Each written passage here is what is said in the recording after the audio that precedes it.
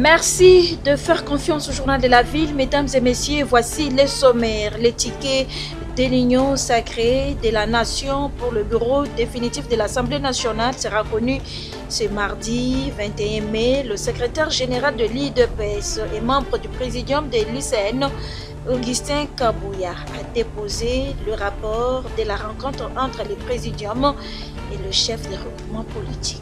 Les ministres sortants qui vont s'hasarder à emporter les biens publics leur confiés pour l'exercice de leurs fonctions seront poursuivis, mais en garde le procureur général près la Cour des comptes, Salomon Toudjeché. C'est tout pour les sommaires, mesdames et messieurs, encore une fois, bienvenue dans ce journal. Et les gens peuvent rêver, ils peuvent s'amuser, mais la réalité est que le Congo c'est un grand pays avec une grande armée. Tentative de coup d'État déjouée dans la nuit du samedi 18 au dimanche 19 mai 2024 à Kinshasa, la société civile de la RDC rend hommage aux forces armées congolaises pour avoir neutralisé avec professionnalisme ses assaillants. Au regard du bilan dressé par l'armée congolaise, la société civile, la RDC, félicite nos forces de défense et de sécurité pour leur promptitude et professionnalisme dans la neutralisation des grotesques assaillants. La société civile, la RDC, appelle le peuple congolais à la vigilance et surtout à l'unité nationale autour de son président de la République, chef de l'État et des institutions démocratiquement établies. Face à cette mésaventure de mauvais goût qui a failli paralyser le pays et les institutions de la République alors que la nation s'est résolument engagée sur la voie démocratique, la SCRDC émet le vœu que les acteurs et les commanditeurs de cette tentative soient interpellés, jugés et condamnés et que ces derniers subissent la rigueur de la loi. La société civile, la RDC, condamne avec la dernière énergie cet acte ignoble, barbare et du reste révolu. La société civile, la RDC, tient à rappeler qu'au terme de l'article 64, alinéa 2 de notre Constitution, il est stipulé que toute tentative de renversement du régime constitutionnel constitue une infraction imprescriptible contre la nation et l'État. Elle est punie conformément à la loi. Fin de citation. À ce titre, la société civile, la RDC, exige que les auteurs et co-auteurs de cette entreprise macabre soient publiquement jugés et condamnés conformément aux lois de la République. Par ailleurs, toujours proche du peuple congolais et défenseur des intérêts de la population, la société civile de la RDC, dans sa mission régalienne d'avant-gardiste et de lanceur d'alerte, appelle les Congolais à l'éveil de conscience et à soutenir les institutions de la République.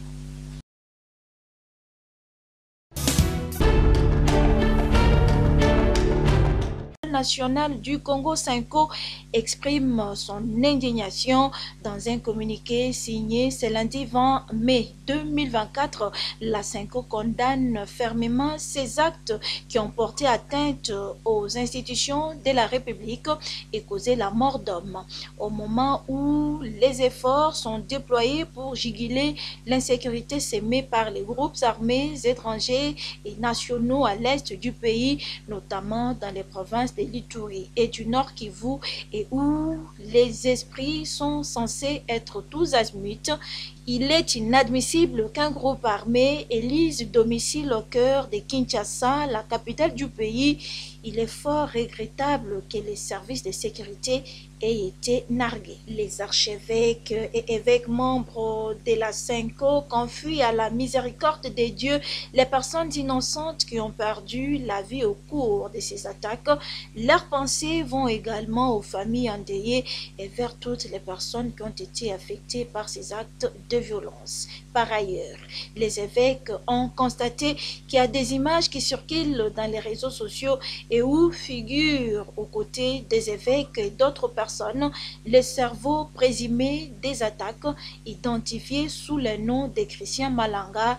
Il s'avère que les évêques, dans leur sollicitude pastorale, se laissent approcher en tout lieu par n'importe quelle personne humaine pour des photos ou des vidéos, ce qui ne signifie nullement l'existence des relations particulières avec ces personnes.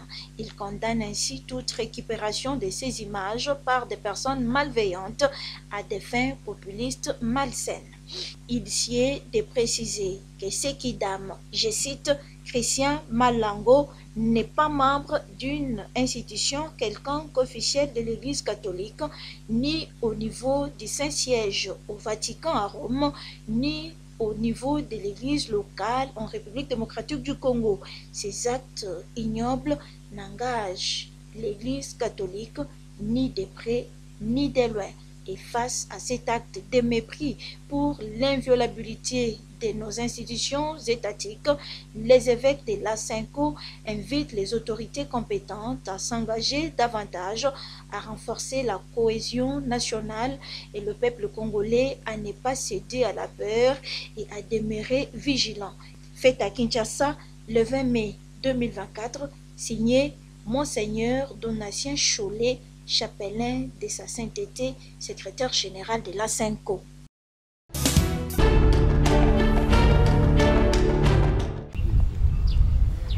La situation est sous parfait contrôle des forces spéciales de la garde républicaine, mais les parvis du Palais de la Nation portent encore des stigmates de la violence des combats de ce dimanche matin.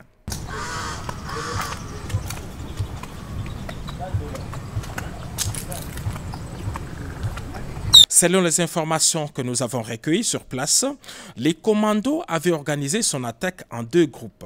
Un premier groupe, conduit par le chef de file, Christian Malanga, s'est servi des véhicules arrachés au privé cette même nuit après avoir tué leur propriétaire, a lancé son assaut depuis la résidence de l'honorable Vital Kamerhe dans les quartiers des ambassadeurs à Gombe.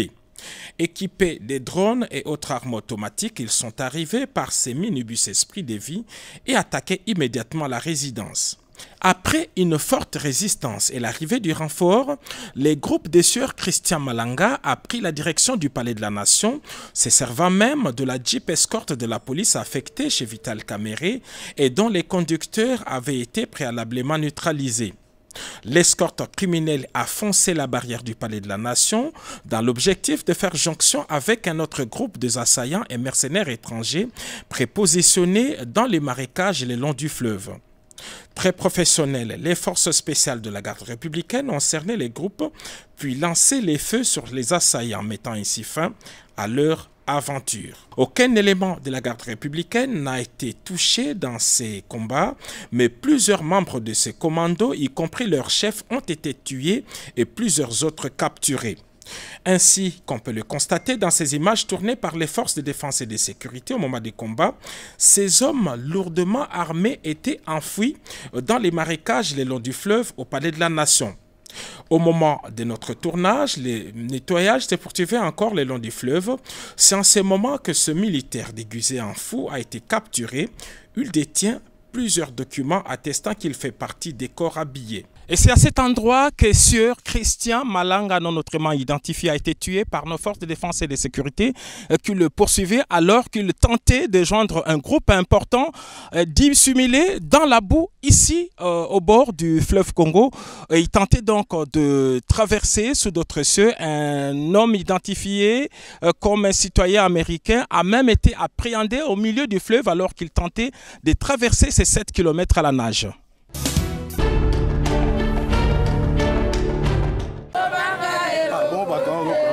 Accompagné par les membres de son parti Action pour un Congo Nouveau ACN et les membres de l'ASBL, les Amis du Développement et de l'Environnement de Richard Mona Adermo, les députés nationaux élus de la Tchangou, Maître Richard Mona, toujours en action. C'est mardi 21 mai 2024, il s'est rendu à l'Institut de Kinkole, commune de Lancélé, province éducationnelle Plateau, où il a fait ses études humanitaires et décroché son diplôme d'État depuis 1989. En guise de reconnaissance, le député national Maître Richard Mona a offert à son école 50 sacs de ciment pour la construction des bureaux des dirigeants. C'est le directeur provincial de l'EPST Plateau et l'inspecteur qui ont reçu ces 50 sacs de ciment, cadeau signé Maître Richard Mona. Il y a cela 35 ans, depuis que je suis passé par ici, l'Institut de Kinkole m'a accueilli. C'est ici qu'on m'a enseigné un principe sacro-saint. Non, nous discumus scolaire, c'est de Witaï, qui veut dire, nous n'étudions pas pour l'école, mais pour la vie. C'est grâce aux enseignements, des bons enseignements de qualité, que j'ai reçu de cet institut, qu'aujourd'hui je suis élu député national. En guise de reconnaissance de ce que cette école a fait de moi, et je suis venu déposer mes sacs de ciment. Faisant d'une pierre deux coups, l'élu de la Tchangou s'est rendu également au parquet de grande instance de Kinshasa Kinkole, où il a contribué avec 50 sacs de ciment pour la construction des bureaux des magistrats. C'est le procureur général de la République près le parquet de grande instance de Kinshasa Kinkole qui a réceptionné ces 50 sacs de ciment offerts par Maître Richard. Vous êtes sans ignorer, il y a une disposition biblique qui nous révèle. C'est une bonne justice qui élève une nation. Je ne pouvais pas être indifférent par rapport à ce que faisait le procureur de la République près du tribunal de grande instance en construisant des bureaux pour les magistrats. Mais comment voulez-vous qu'il y ait une bonne justice sans que les artisans qui sont les magistrats ne travaillent pas dans de bonnes conditions? Et sur ce, je suis venu apporter quelque chose en termes de ciment. Il n'y a pas que les sacs de ciment offerts par l'élu de la Tchangou, mais aussi les détergents.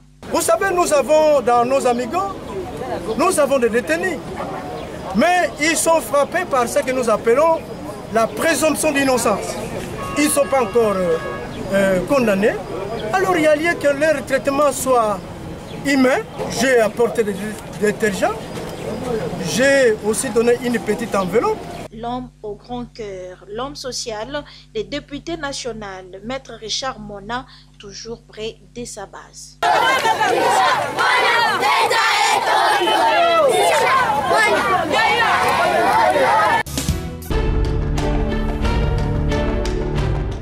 Quand vous parlez de la guerre, il faut préciser. Ils sont au total une cinquantaine d'élèves venus de différentes écoles de la capitale. Et c'est maintenant qu'on va commencer à vous préparer. Voilà, vous allez vous lever. Passionnés de l'écriture et de la lecture, ces écoliers recrutés pour participer à la deuxième édition de l'atelier d'écriture de la jeunesse francophone vont bénéficier de l'encadrement et du coaching du réseau national de professeurs et enseignants de français RENAPEF en vue de façonner leurs compétences dans ces deux domaines afin de devenir un jour écrivain ou poète. Je suis venue ici au RENAPEF pour agrandir mon écriture, pour mieux écrire, pour qu'à l'avenir, parce que moi, je fais normalement la littéraire. Et il faut savoir écrire, c'est pour ça que je suis venue ici, pour mieux écrire, pour mieux comprendre aussi d'autres romans, des choses comme ça, pour tirer aussi des leçons de livres, de romans, tout ça. Pour moi, le RENAPEF, c'est comme, le RENAPEF va m'aider à développer ma capacité de mon orthographe et améliorer aussi la façon dont je vais commencer à écrire. Donc, ce que j'ai à dire, c'est que pour des ignorants, les gens qui ne savent pas écrire, ils doivent commencer à lire, à faire la lecture, parce que la lecture aide à écrire comme de gros mots, d'autres mots qu'on ne sait pas écrire. C'est en lisant qu'on arrivera à écrire. Par ailleurs, de leur côté, ces élèves aspirants poètes et écrivains n'ont pas manqué, à juste titre, d'encourager le RENAPEF dans cette initiative et démarche très louable qui portera à coup sûr ses fruits dans les jours à venir. Le RENAPEF fait bien de continuer cette activité pour que les jeunes puissent s'engager dans la lecture et dans l'écriture. Parce que jusqu'à maintenant, il y a toujours des gens dans ce pays qui ne savent pas lire. Alors j'encourage le RENAPEF à continuer cette activité et que beaucoup de gens puissent le suivre.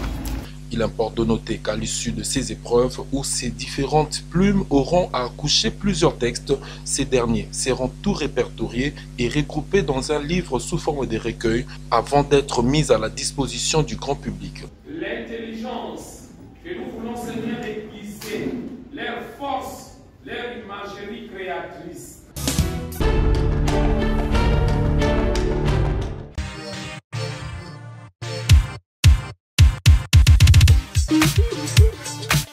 Quinoises et quinoises, vous qui aimez vous habiller classe et chic lors de vos événements, voici pour vous une seule adresse, boutique d'habillement Bedelium.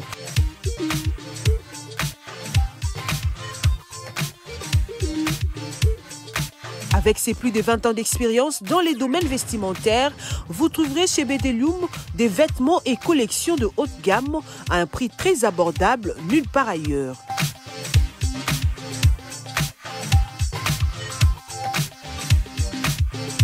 Des robes soirées, costumes pour hommes, cravates, chaussures hommes et femmes, des montres, ceintures, des pantalons tissus et jeans de très bonne qualité pour vous rendre sublime. Nous sommes aussi dans la parfumerie. Nous vous offrons de parfums de marque pour vous sentir bon. Notre adresse, trouvez-nous sur l'avenue des Écuries numéro 3 à Kitambo Magasin, référence Kin Marché et Hôtel Malébo. Chez Bedelium, bon chic, bon genre.